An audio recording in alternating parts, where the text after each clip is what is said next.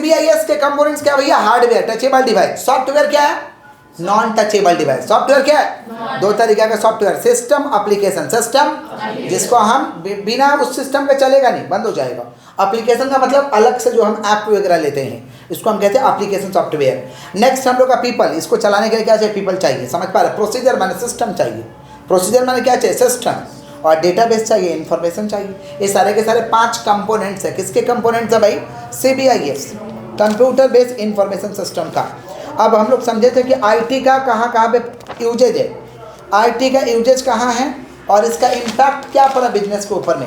IT का usage सब जगह, बैंक में, टूरिज्म में, एजुकेशन में, समझ पा रहे हैं, हॉस्पिटलिटी में, ऑफिस ऑटोमेशन में, इंश्योरेंस सेक्टर में, हॉस्पिटल में, सब जगह IT का इस्तेमाल है, समझ रहे हैं। और इसका बिजनेस पे ट्रिमेंडस इम्पैक्ट पड़ा, क्योंकि काम को, बहुत सारे कामों को ईजी कर दिया, सुविधाजनक कर दिया। समझ पा रहे हैं कि नहीं समझ पा रहे? तो IT का यूज किधर है भाई?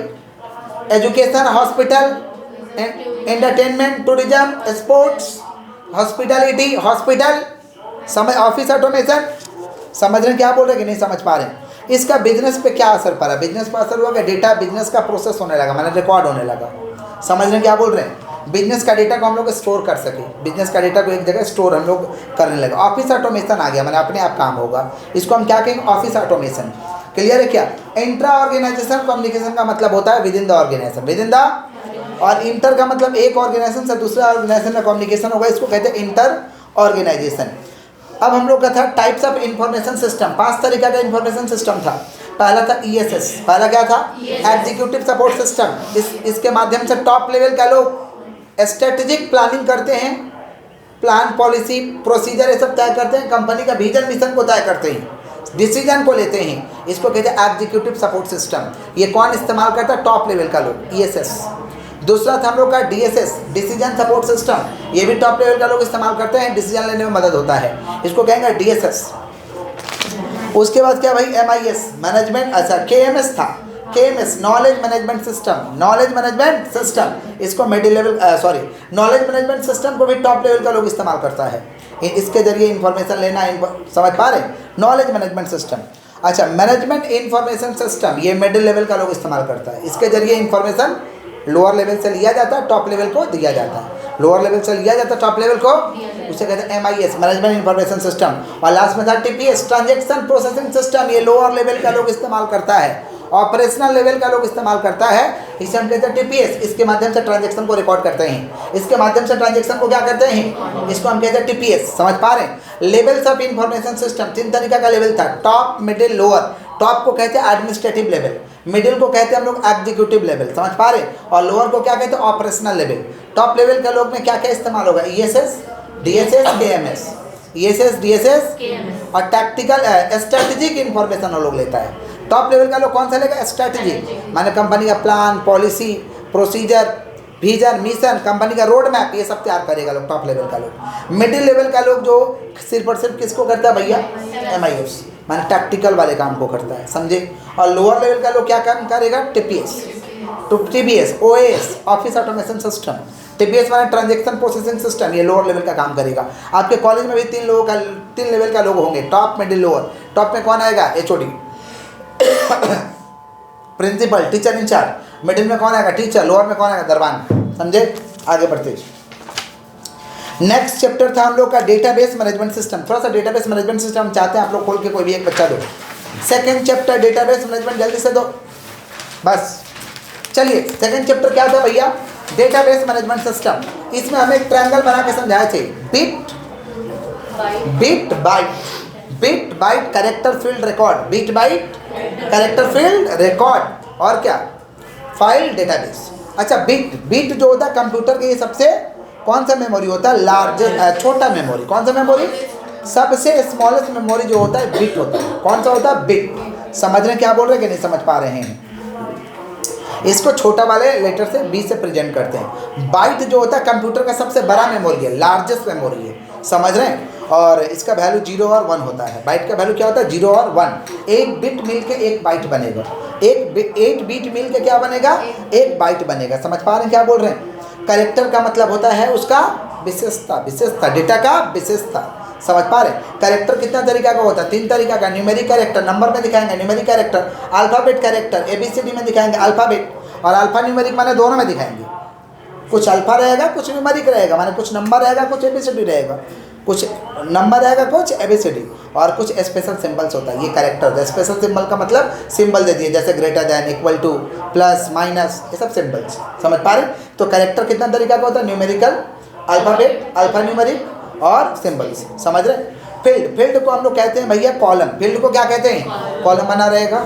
अच्छा, समझ पा रहे हैं? और उसमें डाल दोगे उसको रिकॉर्ड कहते हैं, डाल दोगे उसको क्या कहेंगे? रिकॉर्ड। रिकॉर्ड को रॉ कहते हैं। फाइल, फाइल 2 तरीका का होता है, ट्रांजेक्शन फाइल और मास्टर फाइल। टेम्प्रोरी बातों को लिखेंगे ट्रांजेक्शन फाइल में, मास्टर फाइल में परमानेंट बातों को लिखते हैं।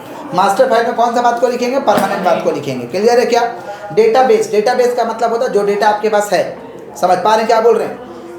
डेटा प्रोसेसिंग सिस्टम का टाइप्स था। पहला था सीरियल डेटा प्रोसेसिंग सिस्टम, माने जो पहले है वो पहले दिखाया जाएगा, जो ज़्यादा बार देखा गया उसको पहले दिखाया जाएगा, सीरियल, सीरियल में आएगा।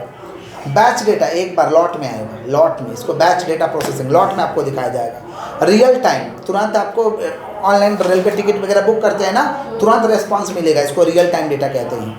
ऑनलाइन डेटा प्रोसेसिंग, ऑनलाइन जो भी आप काम करें उसको ऑनलाइन डेटा प्रोसेसिंग कहते हैं। सेंट्रलाइज डेटा प्रोसेसिंग बैंकिंग वगैरह में इस्तेमाल होता है, और डिस्ट्रीब्यूटेड डेटा प्रोसेसिंग ऑफिस वगैरह में इस्तेमाल होता है। डिस्ट्रीब्यूटेड डेटा प्रोसेसिंग कहाँ इस्तेमाल होता है? ऑफिस में। तो 5 तरीका का डेटा प्रोसेसिंग का सिस्टम है। सीरियल, जो सीरियली आएगा। बैच माने एक साथ। रियल टाइम माने तुरंत रेस्पॉन्स। ऑनलाइन माने जो आप ऑनलाइन जो भी आप काम करते हैं। सेंट्रलाइज कहाँ होता है? बैंक में। और डिस्ट्रीब्यूटेड कहाँ होता है भैया? ऑफिस वगैरह में। समझ पा रहे हैं? 2 तरीका का फाइल है भैया, ट्रेडिशनल फाइल और डेटाबेस। ट्रेडिशनल फाइल माने मोहनजोदड़ो हड़प्पा के समय से चलते आ रहा है, जो फिजिकली रखते हैं। और डेटाबेस का मतलब हुआ जो आप डेटा में सजा के रखते हैं, कंप्यूटर में स्टोर करके रखते हैं, उसे हम कहते हैं डेटाबेस। समझ रहे हैं क्या बोल रहे हैं? DBMS का फुल फॉर्म है डेटाबेस मैनेजमेंट सिस्टम। DBMS का फुल फॉर्म है, हाथ को स्टॉप रखिए, ब्रेन को खोल के रखिए, जो बच्चे नहीं लिखे हैं बुक लेके लिखिएगा, लिखाया हुआ है डेटाबेस मैनेजमेंट सिस्टम। नाम से ही पता चल रहा है डेटा को क्या करना, मैनेज करना है। जिस सिस्टम से डेटा को मैनेज करते हैं इसको हम कहते हैं डेटाबेस। डेटाबेस के जरिए क्या किया जाता है? फाइल को कलेक्ट किया जाता है, collection of inter related data, एक दूसरे से संबंधित डेटा को कलेक्ट कर लिया जाता है। ये क्या सेटअप प्रोग्राम है? ये क्या सेटअप प्रोग्राम है? समझ पा रहे हैं? और DBMS इंफॉर्मेशन को कंटेन करता है एक पर्टिकुलर इंटरप्राइज के बारे में। DBMS का इस्तेमाल कहाँ होता है? बैंकिंग में इस्तेमाल होता है। समझ पा रहे? एयरलाइंस में इस्तेमाल होता है, यूनिवर्सिटी में इस्तेमाल होता है, सेल्स के केस में इस्तेमाल होगा, मैन्युफैक्चरिंग के केस में इस्तेमाल होगा।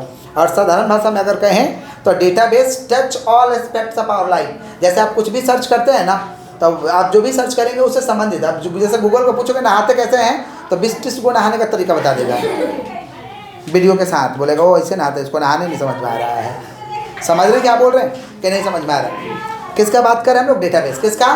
तो जैसे कुछ भी सर्च करते हैं तो 20-25 आ जाता ना ऑप्शन, जो पसंद है वो देखिए। समझ पा रहे हैं? Database. DBMS database management system को मैनेज करने के लिए सॉफ्टवेयर बनाया गया है, MS एक्सेस, ओरेकल, क्योंकि डेटाबेस को मैनेज करने के लिए time to time update, insert, delete, update, insert, कुछ अपडेट करना पड़ता है, डिलीट करना पड़ता है, इंसर्ट डालना पड़ता है, तो उसके लिए सॉफ्टवेयर बनाया गया है। एंटिटी जो रियल वर्ल्ड में है हमारा, दुर्गा पूजा, दिवाली, समझ पा रहे हैं? एंटिटी जो which is present in our real world, उसको जो डिस्क्राइब करेगा उसको एट्रीब्यूट कहते हैं। क्या कहते हैं? एट्रीब्यूट। की 2 तरीका का होता है, प्राइमरी की और सेकेंडरी की। प्राइमरी की माने यूनिक की, यूनिक की डाल दो ताकि डालते ही डेटा खुल जाए, उसको कहते हैं प्राइमरी की। क्या कहते हैं? और सेकेंडरी की माने बहुत सारे उसमें की वगैरह डाल देते हैं, उसे कौन सा की कहते हैं? सेकेंडरी की। अल्टरनेट की देखिएगा गूगल, फेसबुक में या यूट्यूब में लोग डालते हैं तो अल्टरनेट बहुत सारा की डाल देते हैं, हैशटैग डाल के, ताकि कुछ भी सर्च करे तो मिल जाए। समझ रहे? इसको हम कहते हैं अल्टरनेट की। क्या कहते हैं? अल्टरनेट की is the combination of primary की और सेकेंडरी की। समझ पा रहे? माने मोर देन 1 कैंडिडेट की, बहुत ज़्यादा कैंडिडेट की डाल दो, बहुत ज़्यादा कैंडिडेट की डाल दो, इसे अल्टरनेट की कहते हैं। रेफरेंशियल इंटीग्रिटी क्या होता है भाई? सेम एज फॉरेन की, माने दोनों का कॉम्बिनेशन रहेगा, प्राइमरी की का भी कॉम्बिनेशन रहेगा, सेकेंडरी की का भी कॉम्बिनेशन रहेगा। व्यूज, व्यूज जो वीडियो वगैरह देखते हैं उसको व्यूज बोलते हैं। ये परमानेंट होता है भाई और रियल होता है। परमानेंट होता है और व्यूज नहीं देखते हो, लिखते हैं लोग 1 मिलियन व्यूज, 2 मिलियन व्यूज, ये परमानेंट होता है। समझ पा रहे हैं क्या? डेटा डिक्शनरी जो डेटा को डिफाइन करेगा डेप्थ में, उसको डेटा डिक्शनरी कहते हैं। जो डेटा को क्या करेगा भैया? डेप्थ में क्या करेगा? डिफाइन करेगा, उसे हम क्या कहते हैं? Data dictionary. क्या कहते हैं भाई?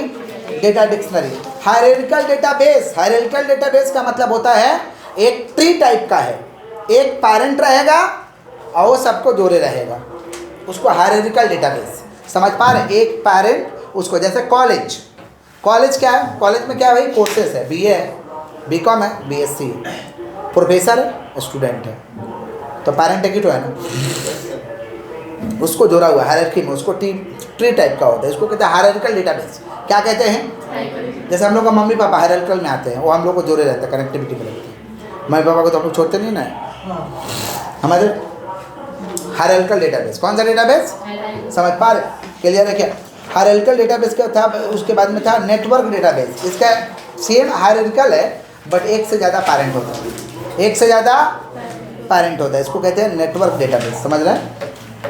रिलेशनल डेटाबेस, रिलेशनल डेटाबेस का मतलब क्या हुआ भैया? रिलेशनल डेटाबेस का मतलब होता है फेसबुक, फेसबुक, यूट्यूब, ये सब रिलेशनल डेटाबेस है। क्योंकि कौन है भाई? क्लाइंट है, सर्वर है, पर क्लाइंट है, आपके डेटा को स्टोर कर लेता है। रिलेशन, रिलेशन, रिलेशन तो है ना भाई, समझ रहे?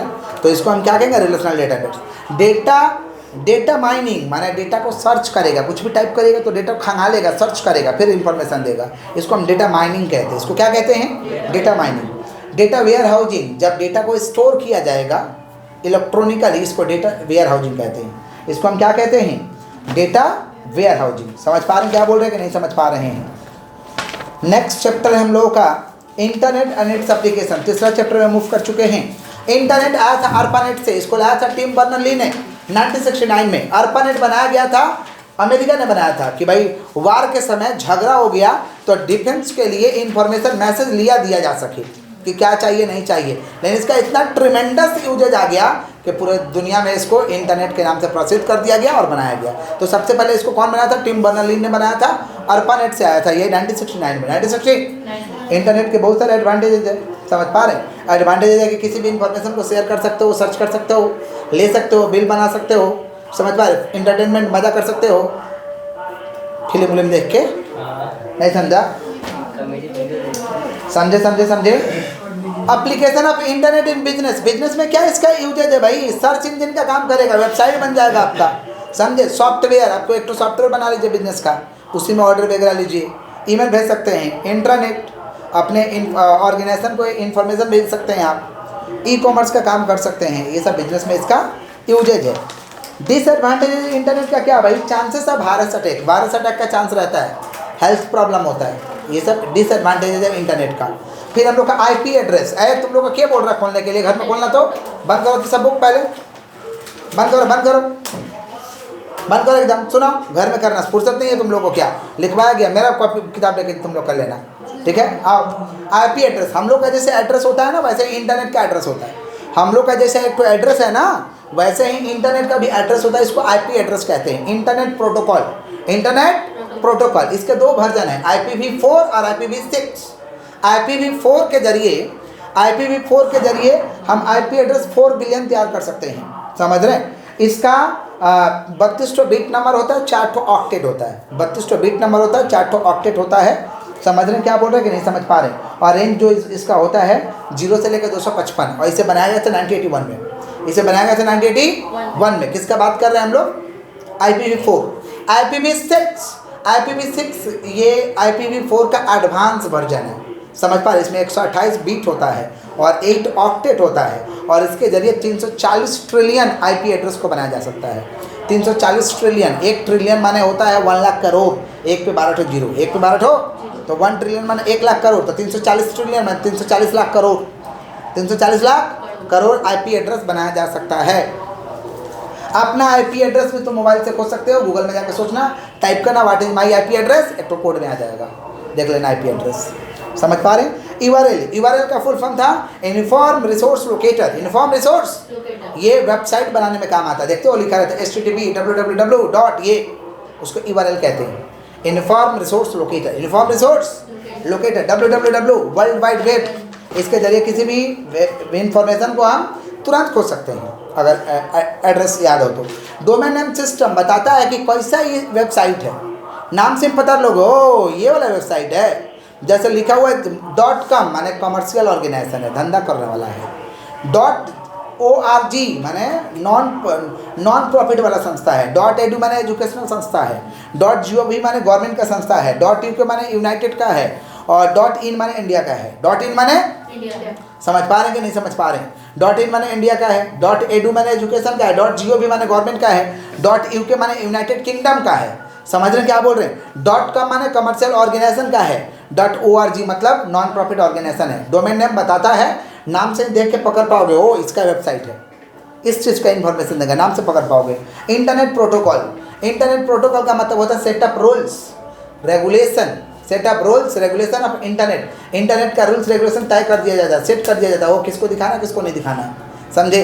सिस्टम को तय कर दिया जाता है, इसको कहते हैं इंटरनेट प्रोटोकॉल। इंटरनेट जैसे आप कुछ भी डालिएगा तो पूछता है पब्लिक कि प्राइवेट, प्राइवेट कर दोगे तो तुम्ही को दिखाएगा, या तुम जिसको दिखाना चाहते हो उसको दिखाएगा। आप पब्लिक करोगे तो सबको दिखाएगा। तो एक इंटरनेट का प्रोटोकॉल है। इंटरनेट का क्या है? प्रोटोकॉल, इसे इंटरनेट प्रोटोकॉल कहते हैं, समझ रहे? यूडीपी बनाया गया, UDP user datagram protocol, short message भेजने के लिए काम आता है, short message.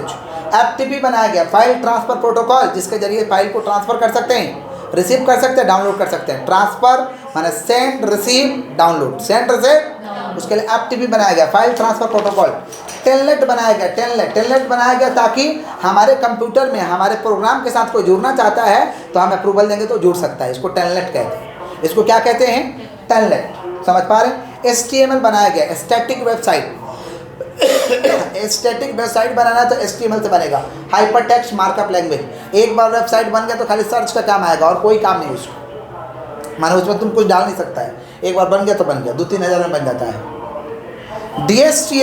DHTML dynamic hyper text markup language, ये भी वेबसाइट बनाने में काम आता है, लेकिन इसके जरिए बनाओगे तो 20-22 हज़ार का खर्चा आएगा। इसके जरिए तुम अपना जो इन्फॉर्मेशन चाहे वो डिलीट डाल सकते हो, डिलीट कर सकते हो। इन्फॉर्मेशन डालोगे ना तो वेबसाइट पे कोई सर्च करेगा तो हाईलाइट करने लगेगा, ओ नया नया, जैसे कॉलेज का आप लोग का वेबसाइट, कुछ भी सर्च करिएगा कुछ नया रहेगा, हाईलाइट करता है ना। तो DHTML से बना है। DHTML माने dynamic hyper text markup language. और HTML बनाओगे ना तो कुछ डाल नहीं सकते हो, बन गया, खाली सर्च होगा, वो है बस, समझे? एक बार जो डाल दिए बस, बात खत्म। HTML तो बनाना है वेबसाइट तो DHTML बनाओ, समझ पा रहे? XML का फुल फॉर्म है एक्सटेंसिबल मार्कअप लैंग्वेज। बोलो क्या बोले हैं? डेटा को सेट करने के लिए, डेटा को प्रॉपर वे से ऑर्गेनाइज करने के लिए XML का प्रयोग करते हैं। एथिकल हैकिंग माने हमारे कमजोरी को कोई पता करके बताए, एथिकल हैकिंग। इसके अंदर 2 चीज़ होता है, पेनिट्रेट करो, वेबसाइट को पेनिट्रेट करके तोड़ के बताओ, समझ पा रहे हैं? क्लाउड कंप्यूटिंग, हमारा जो भी डेटा स्टोर करता है, जैसे फेसबुक में आप डाल दिए फोटो, आप मोबाइल से डिलीट कर दीजिए, क्या फेसबुक में फ़ोटो दिखाएगा? फेसबुक से डाउनलोड कर सकते हैं, हमेशा रहेगा।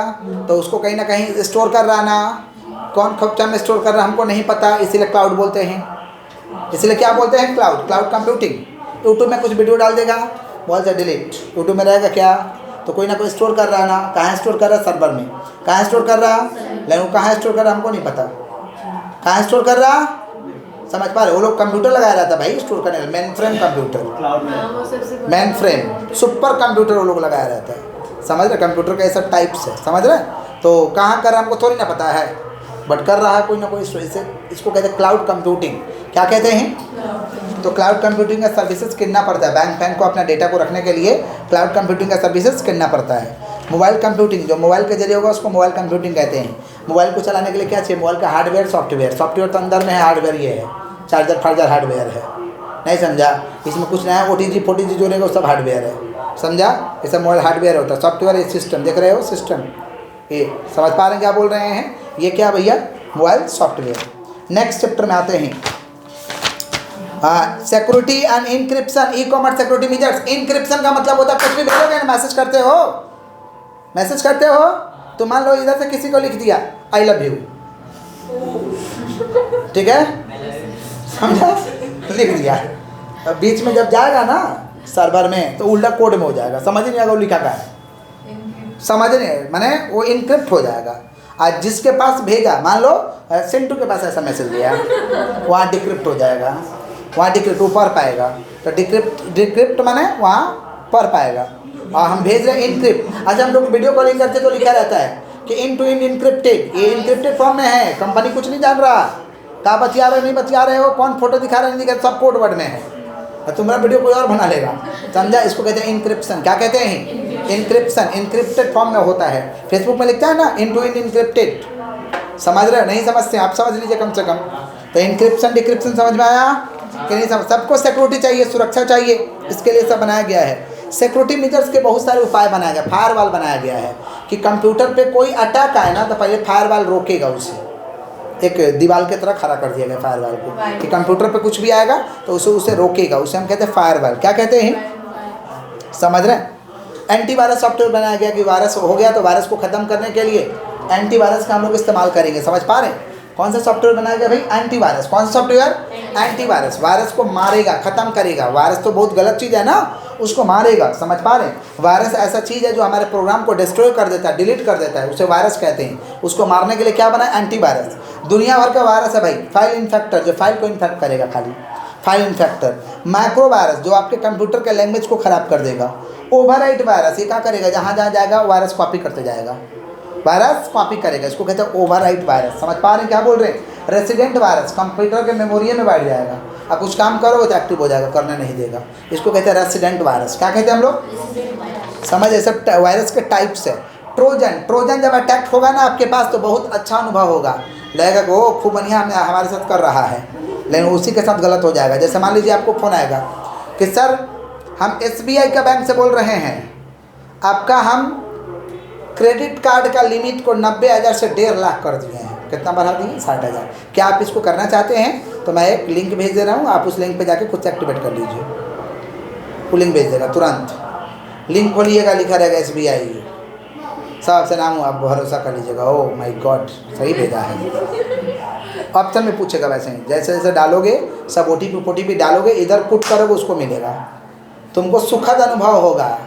ये सब इन्फॉर्मेशन उसको मिल रहा है कि वो लिंक भेजा है, वो सब जाली किया इंजीनियर लोग, समझे। और उसके बाद तुम्हारा रुपया काट देगा तुरंत। ट्रोजन। बैंक से कभी फ़ोन नहीं आता आपको, बैंक बुलाता है। बैंक को जो करना होता खुद करता है, आपसे ऐसे साइन करवाता है, कुछ डिजिटली नहीं बोलता खुद कर लो, यानी तो अपने ऐप में बोलता करो। अपना ऐप बनाया बैंक वाला, ये नहीं बोलता लिंक दे रहे हैं। सब चिटिंगबाज लोगों का काम है। ट्रोजन, ट्रोजन यही होता ट्रोजन, समझे। वर्म, वर्म क्या करता है सुन लीजिएगा ध्यान से। आपके फाइल को क्या करेगा? कनेक्टेड कंप्यूटर सबको बर्बाद कर देगा, इसको वर्म कहते हैं, समझ रहे। स्पाईवेयर, आप क्या कर रहे हैं इंटरनेट पे पूरा आपको नज़र रखेगा, आपके गतिविधि को नज़र रखेगा, फिर बाद में आपको ऐसी चीज़ दिखाएगा, बोलेगा ओ ऐसा देखना चाहते हो, फिर तुमको दिखाएगा। कोई गाना सुनना ना, कोई गाना दिखाएगा तुमको, वैसा दिखाएगा, और समझ जाएगा ओ ऐसा ही सोच रहा है, दिखाओ इसको। स्पाईवेयर, समझे, मैंने गुप्त रूप से आप पर निगरानी रखता है। रैंसमवेयर, भेज देगा लोग वायरस और आपसे बोलेगा पैसा दो तभी तुम्हारा फाइल को खोलेंगे, पूरा तुम्हारा सिस्टम को बंद कर देगा, लॉक कर देगा, और फिरौती मांगेगा, पैसा दो चुपचाप, डराएगा धमकाएगा, आधा घंटा के लिए बंद करेगा, ज़्यादा देर नहीं बंद कर पाएगा। इसको कहते हैं रैंसमवेयर। क्या कहते हैं? हैकिंग। हैकिंग माने आपका सिस्टम को हैक कर लेना। दो तरीका का हैकर है। वाइट हैट हैकर अच्छा होता है, जो आपके कमजोरी को पता करके बताएगा। ब्लैक हैट हैकर उड़ा देगा, काट देगा। पहले घर में डकैती होता था, जंगला तोड़ा जाता था, गेट तोड़ा जाता था, वाल काट के घर में घुसा जाता था, लेकिन आजकल चोरी डकैती इंटरनेट के जरिए हो रहा है। उसको कहते हैं ब्लैक हैट हैकर। क्या कहते हैं? काले टोपी वाला हैकर, समझे। वाइट हैट हैकर अच्छा होता है, ब्लैक हैट हैकर अच्छा नहीं होता है। स्पूफिंग, स्पूफिंग के जरिए क्या करेगा? ट्रैकर आपका एड्रेस को चेंज कर देगा, एड्रेस को चेंज कर देगा, ऐसा ऐसा चीज़ दिखाएगा कि भरोसा कर लोगे। इसको हम कहते हैं स्पूफिंग। स्निफिंग के जरिए आपको पासवर्ड का पता लगा लेगा, क्या पासवर्ड है पता कर लेगा, स्निफिंग, समझ पा रहे हैं। पीसिंग, सुनोगे ध्यान से। पीसिंग के जरिए क्या करेगा? आपको पहले विश्वास जमाएगा, विश्वास जीतेगा, फिर आपसे सब इन्फॉर्मेशन मांग लेगा एक एक करके।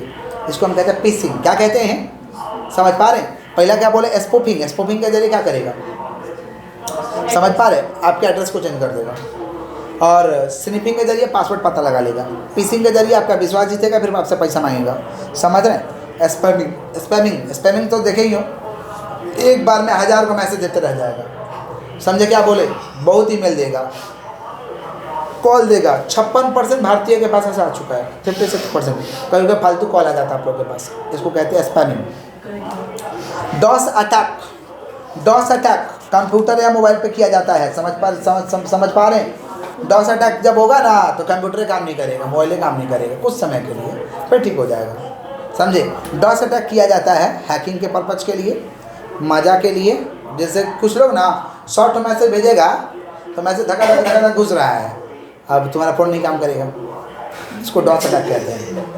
बहुत सारा सॉफ्टवेयर है, मारेगा तो धक्का धक टन टन टन टन बजते रहेगा, काम नहीं होगा, माथा गर्म हो जाएगा, समझे। 1000-2000 मैसेज भेज देगा। डॉस अटैक मजा के लिए किया जाता है, सिस्टम को डैमेज करने के लिए किया जाता है, मनी पैसा मांगने के लिए किया जाता है, समझे। इसको डॉस अटैक कहते हैं, ठीक है। बात नहीं बेटा। SSL बनाया गया, SSL बनाया गया secure socket layer. SSL secure socket layer बनाया गया कि जिस पेज में आप इंफॉर्मेशन को डाल रहे हैं, इम्पोर्टेंट इंफॉर्मेशन को डाल रहे हैं, उसे सही रखा जाए, इसके लिए SSL बनाया सरकार, समझ पा रहे। गवर्नमेंट ने SSL बनाया कि जहाँ भी आप क्रेडिट कार्ड का नंबर लॉगिन कर रहे हैं, अपना पैन कार्ड का लॉगिन कर रहे हैं, ATM का कार्ड नंबर लॉगिन कर रहे हैं, तो आपका वेब पेज सुरक्षित रहे, इसके लिए SSL बनाया गया है। HTTPS बनाया गया, हाइपर टेक्स्ट ट्रांसफर प्रोटोकॉल। ये वेबसाइट बनाने में काम आता है, वेबसाइट बनाने में काम आता है। किसका बात करें? HTTPS।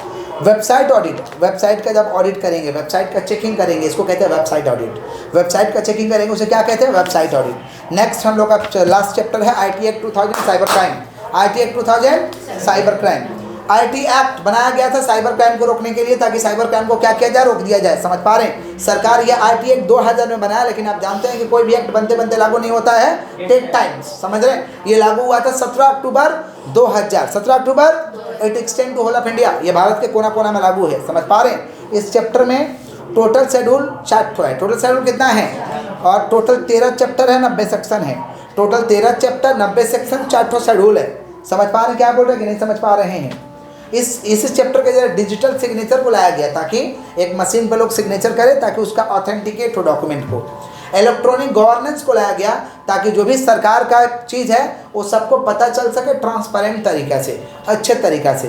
इलेक्ट्रॉनिक गवर्नेंस का फ़ायदा क्या है? स्पीड है, तुरंत आप किसी भी चीज़ का इन्फॉर्मेशन ले सकते हो। जैसे सुकन्या योजना, आप इन्फॉर्मेशन लेना चाहते हैं, वेबसाइट पे जाइए, आपको मिल जाएगा। इसको हम कहेंगे इलेक्ट्रॉनिक गवर्नेंस। क्या कहेंगे हम लोग? तो इलेक्ट्रॉनिक गवर्नेंस से क्या फ़ायदा होगा भाई? स्पीड रहता है, कॉस्ट रिडक्शन, सस्ता पड़ता है, स्पीड, कॉस्ट रिडक्शन, ट्रांसपेरेंसी रहता है, जो चाहेंगे इन्फॉर्मेशन हम ले सकते हैं। समझ रहे हैं क्या बोल रहे हैं कि नहीं समझ रहे हैं? अकाउंटेबिलिटी रहता है, अकाउंटेबिलिटी माने जवाबदेही रहता है, समझ पा रहे हैं? क्लियर है क्या? इसी के साथ हम लोग का पूरा IT का रिवीजन कंप्लीट हुआ।